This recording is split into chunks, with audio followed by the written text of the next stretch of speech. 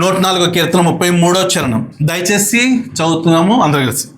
నా జీవిత కాలమంతయు నేను యెహోవాకు కీర్తనలు పాడేదను, నేను ఉన్నత కాలము నా దేవుని కీర్తించదును. చెప్పండి, నా జీవిత కాలమంతయు నేను యెహోవాకు కీర్తనలు పాడేదను, నేను ఉన్నంత కాలము నా దేవుని కీర్తించదును. ఈ కీర్తనకారుడు ఎవరనేది పేరు రాయబడలేదు, కానీ దాదాపుగా ఇది 103ను బట్టి దావీదు కీర్తన అంటూ ఉంటారు. ఎందుకంటే దావీదు ఇంచుమించుగా 73 కీర్తనలు రాశాడు, చాలా ఎక్కువ కీర్తనలు రాశాడు. పేర్లు దాదాపుగా పై దాన్ని బట్టి కిందది పేరు లేకపోతే ఆయన రాసినట్టుగానే ఒక భావన. అలాగని చెప్పేసి కంఠపదం చెప్పట్లేదు, ఆయన వాక్యాలకు సంబంధించినవి చాలా దీంట్లో ఉంటాయి. ఎలా దావీదు యొక్క సాక్ష్యాన్ని బట్టి తన యొక్క నడిచిన విధానం అంతా కూడా ఇక్కడ అక్కడక్కడ తగులుతాయి ఈ 104. కాబట్టి దావీదు అనడానికి కొంత అవకాశం. అయితే ఈయన మాట్లాడుతున్న మాట నా జీవిత కాలం అంతయు. చెప్పండి, ఏమన్నాడు? నా జీవిత కాలం అంతయు అంటున్నాడంటే ఈ దావీదు లేకపోతే ఇంకొకడు ఎవరైనా సరే ఆయనకు ఒక జీవిత కాలం ఒకటి ఉంది అని. ఆ జీవిత కాలం అంతయు అంటే ఎప్పటి వరకు? ఆయన మరణించే వరకు అనేది జీవితకాలం, అంతే కదా. ఇప్పుడు సపోజ్ వర్షాకాలం అన్నాం అనుకోండి, ఒక 3 months, అలాగే 4 months అనుకుందాం. సమ్మర్ సీజన్ ఒక 3-4 months, అలాగే చలికాలం. ఇలా ఎలా అయితే ఉందో మనకు ఒక కాలం ఉంది, జీవితకాలం. అది ఎన్ని సంవత్సరాలు అని మాట చెప్పే కన్నా ఇక్కడ మనం ఏం చెప్పొచ్చు, మరణించే వరకు కూడా జీవితకాలమే, అవునా కదా. అప్పుడు వరకు దావీదు ఏమంటున్నాడు, నేను యెహోవాను గురించి పాడుతూనే ఉంటాను జీవితకాలం అంటున్నాడు. అయితే జీవితకాలం అంటే ఇన్ని సంవత్సరాలు అని చెప్పే బదులు ఎవరితో మాట్లాడుతున్నాడు ఈ మాట? యెహోవాను గురించి పాడుతూ నేనున్నంత కాలము నా దేవుని కీర్తించదు అని చెప్పి దేవునినే కనపరుస్తున్న మాట కనపడుతుంది. అయితే బైబిల్లో మనము దేవుని యొక్క జీవితకాలాన్ని కూడా ఒకసారి ఆలోచించుకుందాం. యోబు గ్రంథంలోకి రండి ఒకసారి. ఇప్పుడు మనిషి జీవితకాలము దేవునికి చెప్పే విషయంలో నా జీవితకాలం అన్నాడు. మరి దేవుని యొక్క మాట ఉంది కాబట్టి దేవుని జీవితకాలం కూడా ఉందా అని చూస్తే 10:5 చదువుదాం. 10వ అధ్యాయం యోబు గ్రంథం 10వ అధ్యాయం 5వ వచనం చదవండి. నీ జీవితకాలం ప్రశ్న చూడండి. ఇక్కడ యోబు అంటున్నాడు నీ జీవితకాలం అని ఎవరితో అంటున్నాడు? దేవునితో పోలుస్తూ నీ జీవితకాలం అంతయు నరుల జీవితకాలం వంటిద్దా అంటే క్వశ్చన్లోనే ఆన్సర్ వస్తుంది. ఏమని? కాదు. అంటే దేవుని జీవితకాలము నరుల జీవితకాలం పోల్చడం లేదు. ఎందుకు లేదు అని మనం ఆలోచిస్తే తర్వాత రాను మనకు అర్థం. తర్వాత లైన్ కూడా చదువుదాం. ఇప్పుడు నీ ఆయుష్కాల సంవత్సరములు నరుల దినము వంటివా అని ప్రశ్న వేస్తాడు. అంటే కాదు, నరుల దినాలకు ఉండే అన్ని దినాలు కానీ సంవత్సరాలు కానీ లేకపోతే ఎన్నున్నాయో ఈ లోకంలో అలాంటివా అని ప్రశ్న వేస్తారంటే అంతకన్నా ఎక్కువే. ఎవరి జీవితకాలం? దేవుని జీవితకాలం.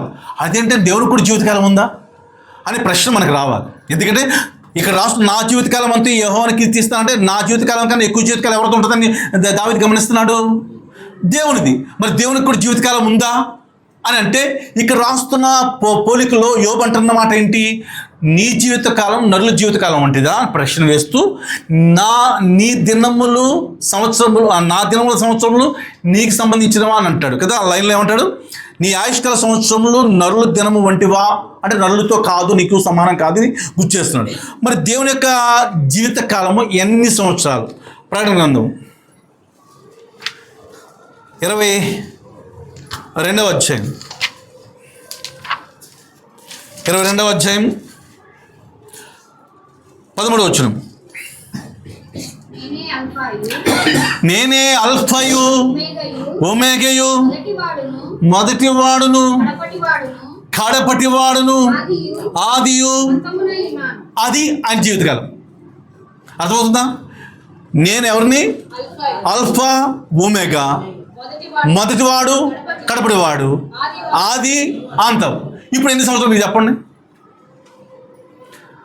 ఆయన జీవితకాలము మనిషి జీవితకాలం వంటిదని ప్రశ్న వేస్తే కాదు అని క్లియర్గా ఉందా లేదా? ఉందా? కాదు అంటే ఎన్ని సంవత్సరాలు అని దానికి చెప్పాలంటే ఆదిలో ఆయన ఉన్నాడు, అంతంలో ఆయన ఉన్నాడు అని చాలా క్లియర్గా చెప్తున్నాడు. ఆది అని అంతం ఆయన అంటే ఎప్పుడున్నాడు? కీర్తనలు. 90వ కీర్తన 2వ చరణం. చెప్తున్నాడు వినండి. పర్వతములు పుట్టక మునుపు భూమిని లోకమును నీవు పుట్టింపకనుపు యుగ యుగములు నీవే.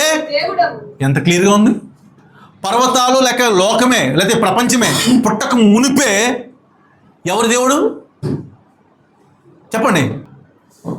కాబట్టి పర్వతాలు పుట్టక మునుపు, లోకము పుట్టింపక మునుపు అంటే అంతకు ముందే, పుట్టింపక మునుపు అంటే పుట్టించింది ఆయనే కాబట్టి అంతకు ముందే ఆయన ఉన్నాడు. యుగ యుగములు నీవే దేవుడు. ఇప్పుడు చెప్పండి, ఆయన వయసు ఎంత, ఆయన జీవితకాలం ఎంత? లెక్కే లేదు. అలాంటి దేవుని యొక్క జీవితకాలమును మనుషుల జీవితకాలతో పోల్చడానికి సరిపోము. అంటే మనకు ఒక జీవితకాలం ఉంది కాబట్టి ఆ జీవితకాలము దేవుని జీవితకాలతో పోల్చకూడదు. అర్థమవుతుంది కదా? ఇంకా క్లియర్గా ఇంకో మాట కూడా చూపిస్తాను చూడండి. యెషయా 40వ అధ్యాయం 28వ వచనం. 40:28. నీకు తెలియదా, నీవు వినలేదా, బూదిగంతములను సృజించిన యెహోవా. అదండి బూది గంతములు, భూమి కింద భాగాలు సృజించిన యెహోవా. ఇక్కడ రాయబడిన మాట మనం బాగా గమనించగలిగితే ఏమని రాస్తున్నాడు? బూది గంతములు సృజించిన యెహోవా నిత్యుడగు దేవుడు అండి. ఆయన నిత్యుడు అంటే అర్థం ఏంటంటే అంతకు ముందు, సృష్టికి ముందున్నాడు, ఇప్పుడున్నాడు, తర్వాత అంతమవుతుంది మనకి రెండవ అక్కడ వస్తే, అప్పుడు తర్వాత కూడా ఆయన ఉంటాడు. కాబట్టి దీన్ని బట్టి మనకు అర్థమవుతుంది ఏంటంటే దేవుని యొక్క జీవిత కాలము మనుషుల జీవిత కాలానికి సంబంధమే లేదు. మనిషి జీవితకాలం ఎప్పుడు సంబంధం ఉండుంటుంది అసలు నిజంగా చెప్పాలంటే?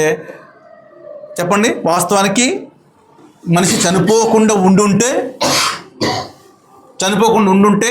చావే లేకపోయి ఉండుంటే, అప్పుడు ఒకవేళ ఏమనొచ్చు దావీదు, నా జీవితకాలం కాదు మన అనొచ్చా?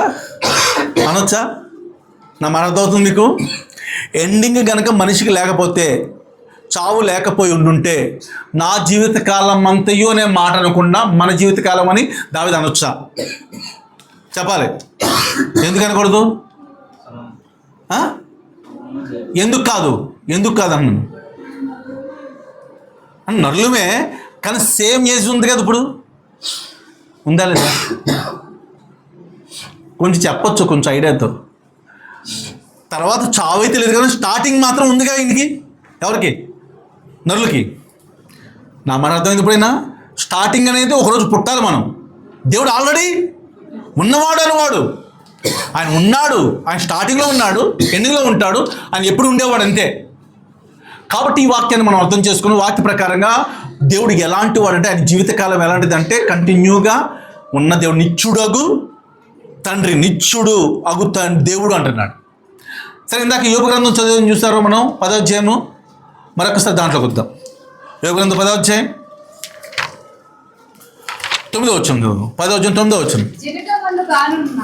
జిగటమన్నుగానున్న నన్ను నీవు నిర్మించితివి, ఆ సంగతి జ్ఞాపకము చేసుకొనుము. నీవు నన్ను మరలా మన్నుగా. చాలండి. ఇక్కడ ప్రశ్న ఒకటి వస్తుంది. ఫస్ట్ ఎవరిని? నేను జగటమన్ను అనే మాట. జగటమన్నుగా ఉన్న నన్ను అనే మాట్లాడుతున్నాడు. జగటమన్నులో నుంచి ఎవరు వచ్చారో మనకు తెలుసు కాబట్టి ఆ జగటమన్నుగా ఉన్న నన్ను తర్వాత మరలా ఎక్కడ తీసుకెళ్తున్నావు అంటున్నాడు? మళ్ళీ జగటమన్నుగా వెళ్తున్నావు అంటే ఇప్పుడు జీవితకాలం ఎంత? జగటమన్నుగా తయారు చేయబడిన మొదలు జగటమన్నులోకి మరలా వెళ్ళే వరకు మన జీవితకాలం. అర్థమైంది మీకు? అంతకుముందు దేవుడి జీవితకాలతో పోల్చితే మనకు దొరకదు, కానీ మన జీవితకాలం చెప్పడానికి నేను ఇష్టపడుతున్నా. జీవగటమన్నుగా ఉన్న నన్ను మరలా నువ్వు ఎక్కడ తీసుకెళ్తానంటున్నావు? జగటమన్నుగా చేదువా అంటే జగటమన్నుగా తయారైన మొదలుకొని మరలా జగటమన్నుగా ఉండి పిలుస్తున్న సందర్భం కనపడుతుంది. అర్థమైంది కదా ఇక్కడి వరకు? జగటమన్ను గురించి వాస్తవానికి భూమిలో చూస్తే ఇప్పటికీ కూడా ఖనిజాలు చాలా ఉన్నాయా లేదా? ఖనిజాలు ఉన్నాయి. ఐరన్ ఉంది, తర్వాత మెగ్నీషియం ఉంది, కాల్షియం ఉంది, ఆ తర్వాత దాంట్లో సిలికాన్ ఉంది, కాపర్ ఉంది. ఇవన్నీ కూడా వాస్తవానికి మన కళ్ళ ముందు వాడుతున్న వస్తువుల్లో పనిచేస్తుంది. ఎగ్జాంపుల్గా కాపర్ ఉంది, ఎలక్ట్రికల్ వైర్లో అది వాడతారు, అర్థమవుతుందా? అలాగే సిలికాన్ గోల్డ్ ఉంది, అది కంప్యూటర్స్లో లేకపోతే ఎలక్ట్రానిక్స్ వాటిలో చిప్స్లో వాడతారు. నా మాట అర్థమవుతున్నాయి కదా. అలాగే కాల్షియం ఉంది, ఇవన్నీ కూడా ఐరన్ ఉంది, ఇవి కట్టడాలకి, నిర్మాణానికి, స్టీల్ తయారు చేయడానికి వాడతారు, అర్థమవుతుందా? ఇంకా కొన్ని భాగాలు భూమిలో వచ్చిన మట్టిలోంచి వచ్చిన వాటినే దేనికి వాటిని ఉపయోగిస్తున్నారు అని అంటే రసాయనాలు, ల్యాబ్లో వైద్యంలో ఉపయోగిస్తారు. దేంట్లోంచి వచ్చింది నేను చెప్తున్నాను, జిగట మన్ను అని భూమిలోంచి వచ్చింది. మీరు మర్చిపోద్ది అన్నమాట. అదే భూమిలో ఉన్న ఈ జిగట మన్నులో నుంచి ఎవరిని చేశాడు దేవుడు? మనిషిని. మర్చిపోవద్దు. మన కళ్ళ ముందు మట్టిలో నుంచి తీయబడిన వాటినేమో మన కళ్ళ ముందు కనిపిస్తున్న ప్రతి పరికరాల్లో దాగి ఉంది భూమిలోంచి వచ్చింది. ఇక్కడ భూమిలోంచి వచ్చింది ఎలా ఉపయోగపడుతుంది? రెండో దేనికి ఉపయోగపడుతున్నాయి? అదే ఐరన్, అర్థమవుతుందా? అదే కాలుష్యం ఎముకలకు, దంతాలకి ఉపయోగిస్తాం. మనకు అర్థమవుతుంది కదా. అదే ఐరన్ మనకు కావాలి, కాలుష్యం మనకు కావాలి లేదా, ఎముకలకి బలం కావాలి. ఈరోజు ఇలాంటి వాటిల్లో నుంచి తయారు చేసిన మనిషి ఈరోజు చర్మ సౌందర్యం ఉందండి. చర్మ సౌందర్యానికి మట్టి నుంచి వచ్చినోడు ఏం మట్టి రాస్తున్నారు చాలామంది, ఏదో సుల్తాన్ మట్టి ఏదో అంటారు. ఎక్స్పీరియన్స్ ఉందా? అది అంటే మొత్తానికి మట్టిలో నుంచి వాడిందే దీనికి ఉపయోగపడాలి, చర్మానికి. అలా మట్టి నుంచి వచ్చినయే ఐరన్ వాడాలి దీనికి, అలాగే మట్టి నుంచి వచ్చినవే అన్నీ ఉపయోగించాలి. ఇప్పుడు మనిషి ఇలా ఉన్నాడు కదా, ఇలాంటి మనిషి యొక్క స్టార్టింగ్ డేస్ నుంచి మన జీవితకాలం ఎప్పుడుతో ముగించబడుతుందంట మరలా వెనక్కి పిలుస్తున్న సందర్భం అక్కడ రాస్తున్నాడు. ఏమని రాస్తున్నాడు? జిగట మన్నుగానున్న నన్ను నీవు నిర్మించుతివి, ఆ సంగతి జ్ఞాపకం చేసుకున్నాము, నువ్వు నన్ను మరలా మన్నుగా చేయుదువా అని ప్రశ్న. ఎందుకు మన్నుగా చేస్తున్నాడు తెలుసా? ఆదికాండము 3వ అధ్యాయం 19వ వచనం చదువుతాం. 3వ అధ్యాయం 19వ వచనం.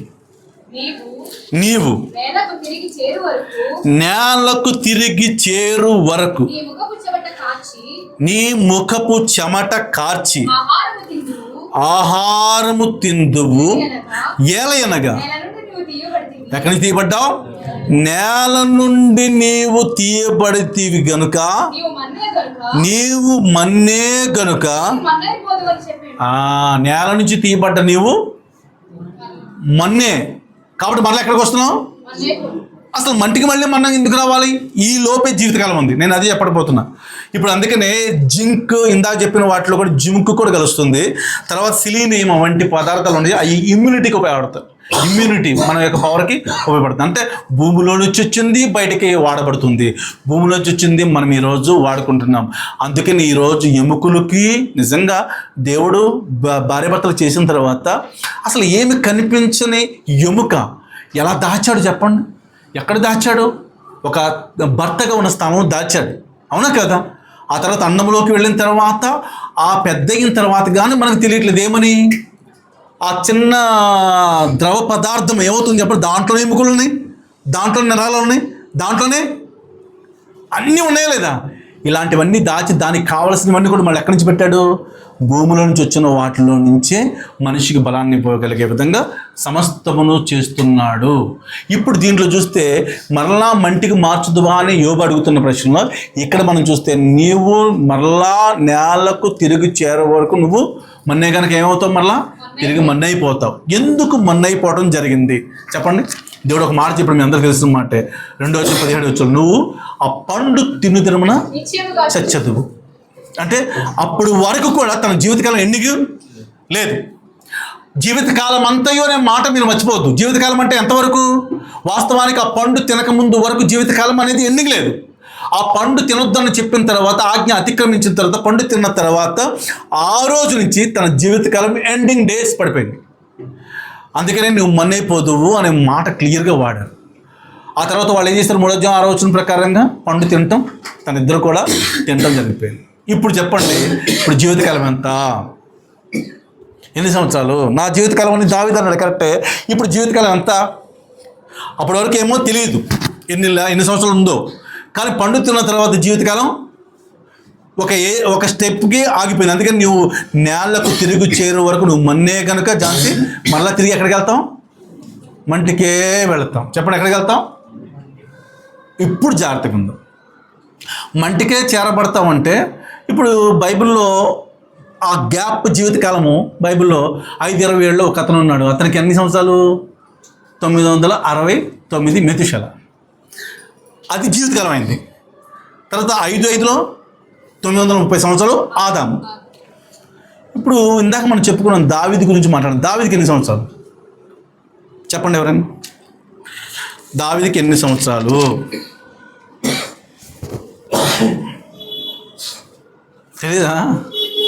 తెలీదా? సమూయేలు 2వ గ్రంథం, ఇది నడ్డు ఉంది.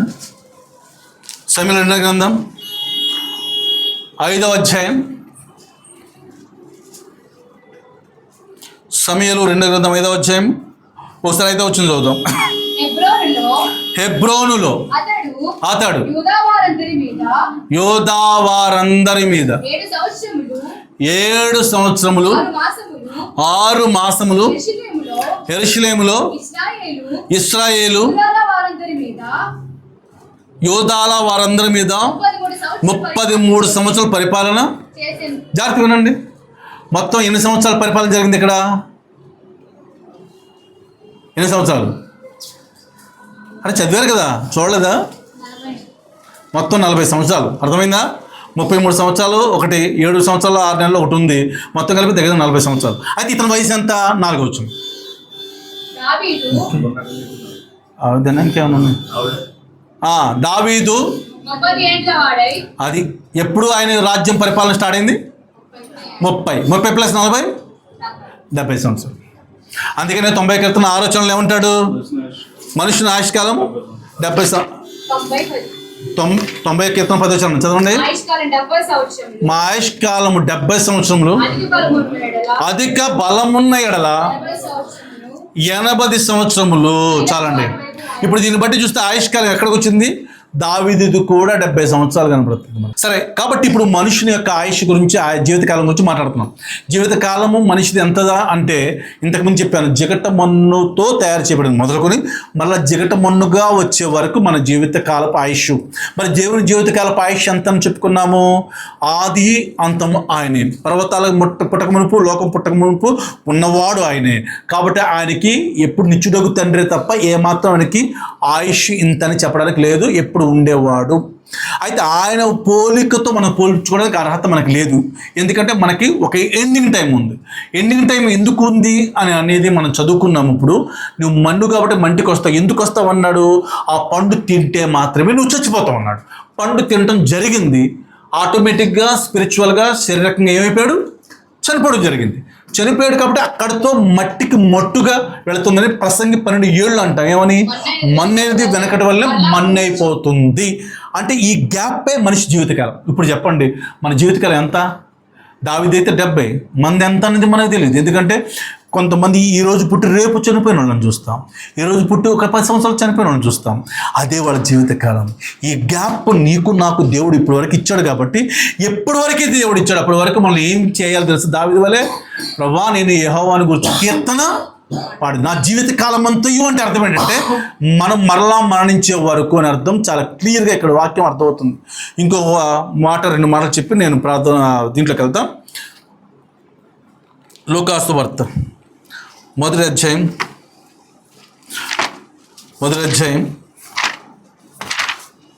ఒకసారి 75వ వచనంలో మధ్యలో మన శత్రువుల నుండి ఆ మాట చదువుతాం.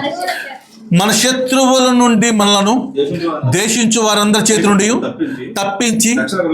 జాగ్రత్త విందాం. దేవుని ఎందుకు కీర్తించాలి ఎవరు ఈ జీవితకాలంలో అంటే, ఫస్ట్ మన శత్రువుల నుంచి ఆయన ఏం చేశాడు? మన ద్వేషించే వారి చేతి నుండి మనం తప్పించి రక్షణ ఇచ్చాడు. ఈ రక్షణ ఈ ప్రపంచంలో ఎవరు ఇవ్వలేరండి. ఈ రక్షణ అంటే మారు మనసు నిజంగా ఎవరు ఇవ్వలేరు. నిజంగా కొన్నిసార్లు వింటున్న కొన్ని విషయాలు భయం వేస్తుంది. ఎందుకంటే రాజస్థాన్లో ఇప్పుడు పరిస్థితి ఎలా ఉందో తెలుసు కదా మీకు. డైరెక్ట్ కోర్టు తీర్పు, అక్కడ ప్రేయర్స్ లేదు. ఎవరైనా సరే మార్చారు అంటే మార్చిన సేవకుల్ని వాళ్ళని 25 years అబవ్ జీవితకాలం ఖైదు డైరెక్ట్గా రిలీజ్ చేసేసింది రాజస్థాన్ గవర్నమెంట్. ఇప్పుడు ఎవరైనా ఫేస్బుక్లో కూడా వాక్యం చెప్పిన వాడికి అదే గతి. డైరెక్ట్గా సువార్త చేయడం లేదు. ఎవరైనా కానుకిస్తే కానుకిచ్చినందుకు, కానుక తీసుకున్నందుకు, ఇలాంటివన్నీ చాలా భయంకరంగా పెట్టేసింది. ఎక్కడున్నాము అంటే మన ఇండియాలోనే, రాజస్థాన్లో గవర్నమెంట్ ఆర్డర్ పాస్ చేసింది. రేపు కనుక వేరే ఏదైనా వస్తే ఏమన్నా వాళ్ళు మారుస్తారేమో, కాంగ్రెస్ లాంటి వాళ్ళు వస్తే తప్ప. నిజంగా ఎంత భయంకరమైన దినాల్లో మనం ఉన్నామంటే నిజంగా అసలు వాళ్ళకి ఇలా కూర్చోడానికి లేదు. ఇప్పుడు వాళ్ళ కూర్చున్నారా అయిపోయింది. అవసరమైతే గర్వాపసి రావచ్చు అండి. గర్వాపసి అంటే తెలుసా మీకు? మరలా తిరిగి హిందూయిజంలోకి వెళ్ళొచ్చు. అలాగైతే మాత్రం అది మత మార్పిడి కాదంట.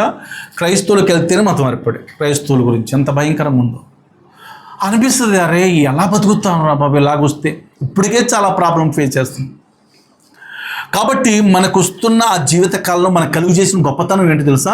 ఎవరి వల్ల కానిది అద్భుతమైనది ఏంటో తెలుసా? ఊహించదు ఏంటో తెలుసా? రక్షణ. మన శత్రువుల చేతిలో నుండి, ద్వేషించే వారి చేతిలో నుండి మనల్ని ఏం చేశాడు?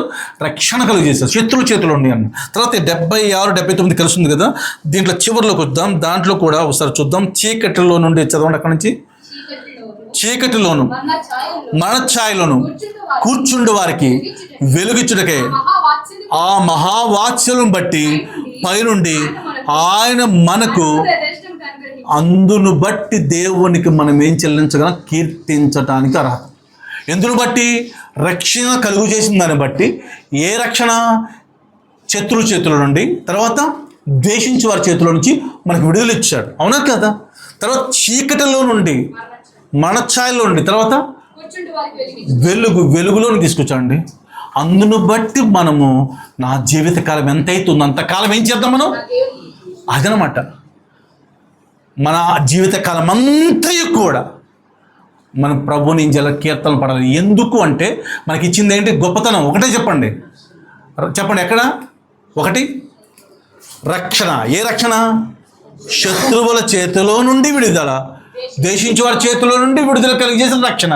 తర్వాత రెండోది ఏంటి? చీకటిలో మరణఛాయలో నుంచి వెలుగులోని తీసుకొచ్చినందుకు ప్రభుకి చాలా నా జీవితకాలం అంతా ఎంత గొప్ప కార్యం చేస్తావు. ఎంత గొప్ప కార్యం అది చెప్పండి. అది ఎవరు చేయగలరు? ఏ డబ్బులు ఇస్తే దొరుకుతుంది? అది ఎక్కడికి షాప్కి వెళ్తే దొరుకుతుంది? ఎంత ఖర్చు పెట్టారు రాని గొప్పతనం ఇచ్చినందుకు. ఈ బ్రతుకున్న కొన్ని దినాలు ఉంటుంది, ఆ జిగటమన్నుగా మరలా మార్చే దినం ఒకటి ఉందే. ఈ లోపే మన జీవితకాలమే. ఆ జీవితకాలం అంతా ప్రొద్దున లెగిస్తే సాయంత్రం పడుకున్న లోపు ఆ మాటతో అంతరంగంలో ఉచ్చరిస్తూ, అవసరమైతే బాహ్య రంగంలో ఎవరు లేనప్పుడు పెద్దగా కూడా దేవుని స్తుతించుకుంటూ వెళ్ళగలగాలి. అది దేవుడు చెప్తున్న విలువైన, అద్భుతమైన, ఆశీర్వాదకరమైన మాట. ఇందులో ఇంకో మాట చెప్పి మనం ఆరాధన చేసుకుందాం. యాకోబు రాసిన పత్రిక 4వ అధ్యాయం. మన శత్రువుల గురించి మాట్లాడుతున్న సందర్భంలో ఒకటి జ్ఞాపకం చేస్తున్నా. 4వ అధ్యాయం 1వ వచనం ఒకసారి చదవండి. మీలో యుద్ధములను, పోరాటములు దేని నుండి కలుగుచున్నవి? మీ అవయవములలో పోరాడు మీ భోగేచ్ఛల. ఇప్పుడు చెప్పండి ఈ క్వశ్చన్కి ఆన్సర్. ఇక్కడ మనం చదువుకున్న ఇందాక రక్షణ దేని నుంచి కలిగజేశాడు? శత్రువుల నుండి, ద్వేషించేవారి చేతి నుండి అన్నాడు. శత్రువు ద్వేషించేవారు ఎక్కడున్నారు? మన అవయవంలోనే పాప భోగేచ్ఛలు కలిగినవి. అదే మన శత్రువు. దీనిని బట్టి మనకి రక్షణ రావట్లా. కొన్ని గెలవలేకపోతున్నాం, కొన్ని గెలుస్తున్నాం. శరీరం చెప్తుంది నువ్వు ఇలా చేయి, ఏం పర్లేదు చేయి, నువ్వు ఇలాగ చేయి అంటూ వెళ్తుంది. కానీ ఆత్మ చెప్తుంది వద్దు, ఇది తప్పు. నీకు లోపల ఉన్న 2 భాగాలకి ఏం చేస్తుంది? పోరాటం. భూమి మీద నల్లు కాలం ఏంటి? యుద్ధకాలం అంటాడు కదా. అందుకని మన లోపల ఉన్న ఆత్మ చెప్తుంది ఈ తప్పు చేయొద్దమ్మా, తప్పు చేయొద్దంటే నీకు అర్థం కావట్లేదా అని హెచ్చరికగా వస్తూ ఉంటుంది అంతరంగం. అదే బాహ్య రంగంలో ఉన్న శరీరం ఉంటుంది ఈ పాప భోగెచ్చ చెయ్యి చెయ్యి చెయ్యి, ఏం పర్లేదు రేపు నుంచి కవరేజ్ చదువు, ఈ ఆదివారం వరకే చెయ్యి, రేపు నుంచి పర్ఫెక్ట్గా ఉంది కానీ. ఈ 2 పోరాటాలు దేన్ని గెలుస్తామని చెప్పండి. మనం మ్యాక్సిమం శరీరం గెలిపించేస్తాం. అదే ఇక్కడ దేవుడు ఈరోజు మనకు చెప్తున్నాడు, నా జీవితకాలం అంతే కీర్తించని పెదవులతో అంటాం కాదు. ఆ జీవితకాలం అనే దాంట్లో మన మధ్యలో ఏంటంటే శత్రువు అనే, సాతాను అనే, అపవాది అనే వాడు ఏ విధంగా శరీరములో పాపం పెట్టి పాపంలో నుంచి బయటకు రాకుండా వాడు ఏం చేస్తాడు చెప్పండి? చేయిస్తున్నాడు, తప్పు చేయిస్తున్నాడు, అబద్ధం ఆడిస్తున్నాడు, చెడ్డ చూపు చూడిపిస్తున్నాడు, దేవుని సన్నిధిని దూరం చేయిస్తున్నాడు, లోకానుసారమైన జీవితంలో గడిపేటట్టు చేస్తున్నాడు, ఏం పర్లేదని మన సొంత నిర్ణయాన్ని తీసుకునేటట్టు చేస్తున్నాడు. చేసి వాడు హ్యాపీ ఫీల్ అవుతున్నాడు. అందుకే ఏం చేయలేదు. అదే యాకోబు 4:7 చదువుదాం. కాబట్టి అది ఇక నుంచి మనం గెలవాలంటే, శత్రువు నుంచి గెలవాలంటే, రక్షణ మన కరెక్ట్గా రావాలంటే మనం ఏం చేయాలంట? లోబడి ఉండాలి. దేవునికి లోబడాలి. ఎవరిని ఎదిరించాలి? అపవాదే మన శరీర భోగేచ్చలు కలిగజేసేవాడు. వాడిని ఎదిరిస్తే చాలు, ఇప్పుడు నువ్వు రక్షణ పొందుకున్నట్టే. రక్షణ పొందుకుంటే చాలు, నీవు ఏమని చెప్పొచ్చు దావీదులాగా, నా జీవిత కాలం అంతా యెహోవాకు నేను కీర్తనలు పాడదు. జీవితకాలం అంటే మీకు అర్థమైంది కదా. దేవుని జీవితకాలం అంతే మనకు అర్థమైంది. మన జీవితకాలం ఎంతో మనకు అర్థమవుతుంది. ఎప్పుడో మనకు తెలియదు. రేపేమి సంబంధించిన మీకు తెలియని జీవితకాలం. నా జీవిత కాలమంతయు నేను యెహోవాకు స్తుతించెదను. నా జీవిత కాలమంతయు నేను యెహోవాను స్తుతించెదను. నా బ్రతుకు కాలమంతయు నా దేవుని కీర్తింతును. నా బ్రతుకు కాలమంతయు నా దేవుని కీర్తింతును. హల్లెలూయా. నా ప్రాణం యెహోవా స్తుతింతును. హల్లెలూయా. నా ప్రాణం యెహోవా స్తుతింతును. నా జీవిత కాలం అంతా అంటే దావీదుకు 70, మెతుషెలక 969, ఆదాము 930. మరి నాకు నీకు ఎంతో తెలియదు ఇంకా. ఎందుకంటే మనం ఇంకా సజీవులుగా ఉన్నాం కాబట్టి. సజీవులుగా ఉన్న తర్వాత ఎప్పుడు ఏం జరుగుతుందో మనకు తెలియదు. ఇప్పటి వరకు ఏ టైం అయితే మరలా ఈ జిగటం మన్నుల్లో నుంచి వచ్చిన విధంగా ప్రపంచంలో మన కళ్ళ ముందు కనిపిస్తూ ఉపయోగపడుతున్నాయో, అదే జిగటంలో దాగుని మనకి కూడా ఈరోజు ఆరోగ్యానికి ఉపయోగిస్తాడు దేవుడు. అవునా? అందులో నుంచి వచ్చినవి ఎక్కడి నుంచో కాదు, ప్రతిది కూడా అందులో నుంచి వచ్చినయే మనము యూజ్ చేస్తున్నామే. అలాంటి జిగటమన్నులో అన్ని పెట్టి బలానికి ఇచ్చాడే.